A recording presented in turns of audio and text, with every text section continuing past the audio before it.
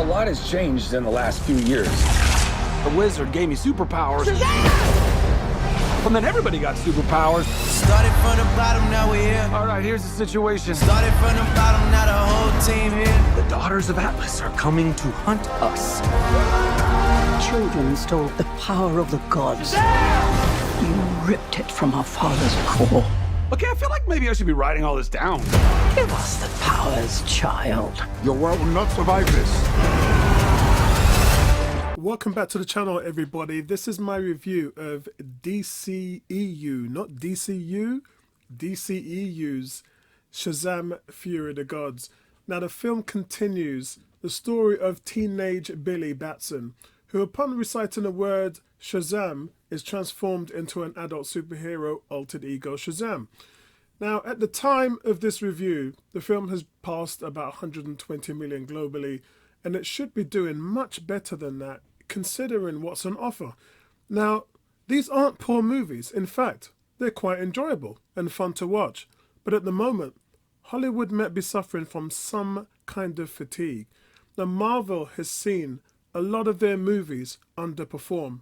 Ant-Man 3 Quantumania grossed 200 million domestic, 257 million in other territories. This is off the back of a poor Doctor Strange 2 and Thor 4. Or maybe it's just the fact that Endgame was such a high bar that Marvel just cannot get back to that hill. The hill is just too high to climb. DC, on the other hand, has its own excuse. Peter Safran and James Gunn have taken over DC Studios. And James Gunn has revealed that the first phase of the new DC universe will include the reboot of Superman while keeping some of the other previous characters. We've all seen the fact that the Arrowverse has come to an end. Matt Reeves' Batman, he would exist in a separate DC Elseworlds franchise. And Netflix, they want to purchase the Snyderverse in another Elseworlds story. Above all, James Gunn made it clear that he was committed to keeping the DC universe connected across film, TV, animation, and video games. So, guys, what this means for the current DC films is nobody knows whether it's worth watching because we don't know whether they're going to be included in the new DCU. And here's my own confusion. The ending of Shazam and Flash were changed. They took Superman out of both films, but they left Wonder Woman in Shazam. And not only that, but the closing scenes shows us that Mr. Mime is still around, which was at the end credits in the first movie. But in this film, we see two familiar faces approaching Shazam. And right at the end, it's Jennifer Holland and Steve Agee. They reprise their roles from Peacemaker as agents Amelia Harcourt and John Economos. And they come on behalf of Amanda Waller to recruit Billy Batson for the Justice Society. So if that wasn't important and if it had no bearing in this new universe, they would have just left it out. It's an end credit scene. It doesn't change the movie. So if Shazam isn't a part of the new DCEU, that wouldn't be shown. So one has to think that maybe he is a part of that universe. I mean, what they've done to the Flash movie as well coincides with all the changes. So yes, I think that Shazam is probably going to still be around. But the whole thing is so confusing, and I wish James Gunn would be more clear about the current actors and their roles. That he's already told Jason Momoa that he's sticking around. He's told Henry Cavill that he won't be needed right now, but maybe in a multiverse story moving forward. And at some point, the new Superman will probably meet the old Superman from the DCEU. Nobody has spoken to Wonder Woman. Ben Affleck said he's done with the genre and he's going to focus on directing. And as I said, the Flash will turn this into a whole Flashpoint universe. So maybe we might see Barry Allen in a different form, or it could be just Wally West that takes over from there. But let's get back to this film. You all want to know if this film is actually worth watching. And the short answer is yes. It's actually very well written. And Zachary Levi is still bringing his charm and his warm jokes, and they never get old. Billy, on the other hand, he's 17 and he's getting older. In fact, he's turning 18 very soon. And the film looks into his future in terms of what kind of man he'll be and whether he'll still have a family. Because remember, all the money that they get for looking after him, that will stop. So being an adult, it's time for him if he wants to move on, or he can stay with the family. So the plot makes a lot of sense, but I'll start from the top. The name Shazam is an acronym for 6 ancient heroes. Most of you know this already. Each letter empowers him with certain attributes. S is the wisdom of Solomon. H is the strength of Hercules. A is the stamina of Atlas. Z is the power of Zeus, the lightning bolts. A is the courage of Achilles. And M is the speed of Mercury. Now, we've already met a few of them in the movies. Zeus is Wonder Woman's father, and that's where, as I said, he gets the lightning bolts. But there's one key player here in Atlas. According to Greek mythology, Atlas was condemned to hold up the sky, the planet, for eternity, which is why you see him with the earth on his back from his great stamina. But at this point, his stamina was transferred as a power to the wizard Shazam. This power was later granted to Billy Batson by the wizard. Now, Atlas had 3 daughters, Hespera, Calypso, and Athena, and they want their father's powers back, which is kind of why they use the famous golden apple, which is essentially a seed for the tree of life. Now, we've seen it in many films over the last 50 years. For Marvel fans, it's what actually grants the Asgardians their youth, vigor, and virtual immortality. It's also in the 2001 adventure film Jungle Cruise, in which follows a boat captain, Dwayne Johnson, who takes a scientist, Emily Blunt, on a quest to find the Tree of Life. Now, for the Shazamly, they must stop the 3 sisters from using the staff that Billy broke at the end of the first movie. This staff could terraform and destroy the world by growing the tree and all of the roots that spread out from it and bringing all the exotic creatures along with it. And along the way, they have to make peace with these gods because Billy took their powers for granted. Now, the staff can also take the powers of gods away.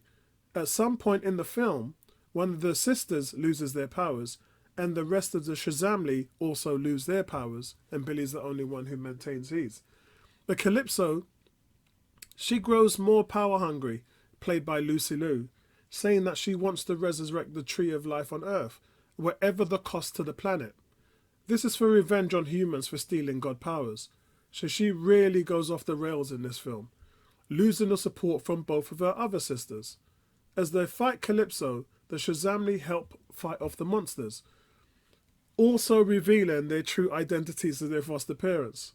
In one heroic moment, Darla, having lost her powers alongside Pedro after being hit with the wizard's staff, tames the unicorns who grew from the Tree of Life after using the power of Skittles. It's quite funny and it's quite an endearing part of the movie. But here's where the film shines and also fails. The bad side of this is you don't see Billy Batson as a kid a lot in this film.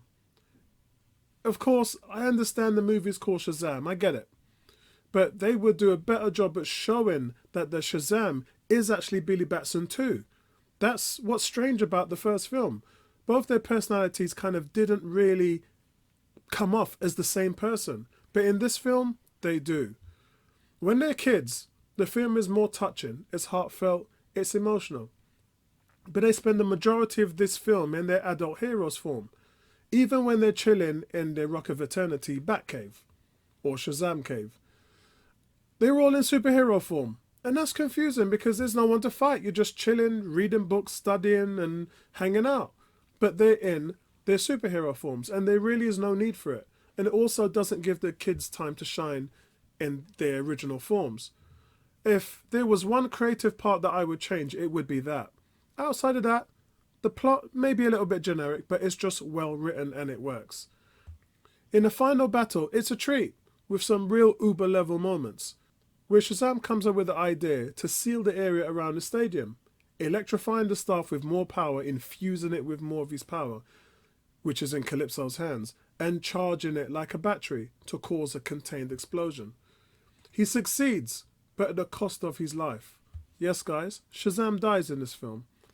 But at Shazam's funeral, his family grieves, but it is said that only a demigod can put enough charge in the staff to give them the powers back, and maybe save Shazam. This is where Wonder Woman steps in, and it's a really decent cameo. They kind of did it properly in this film, whereas in the original film at the end when Henry Cavill's Superman came in, they didn't show the face. Zachary Levi later explains on Instagram that they were forced to do that and it was beyond their control. So you kind of feel sorry for him in that way. So Shazam jokingly said that he'd wrote Wonder Woman using Steve. Steve was a magical pen in the film, and it was a delight. It felt like a family movie and how it really should be, with all the Harry Potter magic elements to it. And overall, guys, I give this film a 7.1 out of 10. But here's a strange thing that happens right at the last bit of the film. Dr. Zavanna, who's played by Mark Strong, who was the villain in the first movie, is seen in his cell, which is covered with masses of drawings on the walls. It's clear he's been there for some time, 2 years in fact, and up comes the worm Mr. Mine, after that long absence to pay him a visit, telling him it's their time. I did like the joke when he said, I'm a worm, so it takes me ages to get around. I can't fly, I got no wings. That was quite funny. So if there's no future for Shazam, then why did they add this scene into it? Just like the other scene. They could have just finished the movie, everybody would have got up, left, and gone home. But they've played 2 of the end credits. That actually shows that there's going to be more legs to this franchise. And as someone like, James Gunn, you would have to know keeping those 2 end credit scenes in there would get you in trouble. So I don't actually quite understand the logic in some of that. I mean, Shazam will be back in some capacity, maybe not in his own solo film, but they're very, very keen on keeping him around. But director David F. Sandberg said he's done. And I don't blame him. When you make 2 quality films and nobody goes to see them, then you can't do any more than what you've done. You've done your job, you've made some nice, real entertaining movies, and no one's going to see them. And that's all you can ask from the director. He's done his bit. And he's also made comments on Twitter saying, on Rotten Tomatoes, I just got my lowest critic score ever and my highest audience score in the same film. I wasn't expecting a repeat of the first movie critically, but he was still a little surprised because he thought the film was really good. He wrote, "Oh well, as I've been saying for a while now, I'm very eager to go back to making horror movies. After 6 years of Shazam, I'm definitely done with superheroes for now." Just for now. So he isn't done, he's just done. So, look, let's be fair here. If we don't go and support these films, and this I'm talking about now over the last 15 years, so going way back to Dark Knight, the first Iron Man film, if we haven't supported those films, neither Marvel or DC would be making movies. That's just a fact. And at the same time, we're at a time where Marvel and DC films are going through some poor box office numbers. Doctor Strange, Ant-Man 3, Thor 4, Black Adam, Shazam 2, and even Black Panther, which I thought was okay, only grossed 800 million, which was half of what the first film did. So there's clearly an issue here, guys. Maybe it's time they scale back the projects a little bit. Because, let's face it, after the year I've seen from Marvel and Disney+, it's quantity over quality. And I think we need to see quality over quantity. You could have put a Moon Knight series, mixed it in with Miss Marvel. You even could have put Hawkeye and Kate Bishop in the She-Hulk series in some way. Instead, you've made 4 series, which, they're above average at best. Now, I can't talk about DC TV because the Arrowverse is ending and all of their new projects won't start until 2024-25. But for Marvel, we've got a flood of content to come. Secret Invasion, Loki Season 2, What If Season 2, Ironheart, Echo, Agatha Harkness's Covenant of Chaos, Daredevil Born Again, Wonder Man, Marvel Zombies, Vision Quest, and the Wakanda series, plus Armor Wars, which is probably going to be turned into a movie. It's just too much. And because fans are falling behind, when you're behind, you start to feel like the show isn't as important because it's outpaced you. So you tend just to forget to watch everything else. To take, for instance, I know people who didn't watch Moon Knight.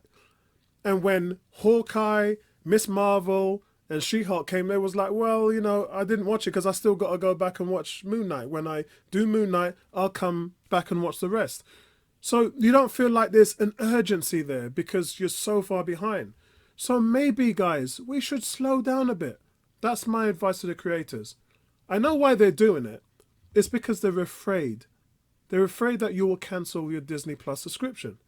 That's what's paying for all of this. Right now, Disney is spending $20 billion a year on all their programming, TV, movies, and streaming. That means that your service has tons of options, but nobody has the time to watch it all. I personally still haven't seen, there's this thing Shadow and Bone on Netflix. I haven't even had time to see that, and they're already bringing out season 2. So it just kind of shows where the state of play is, and I'd love to know what you guys' thoughts is on this.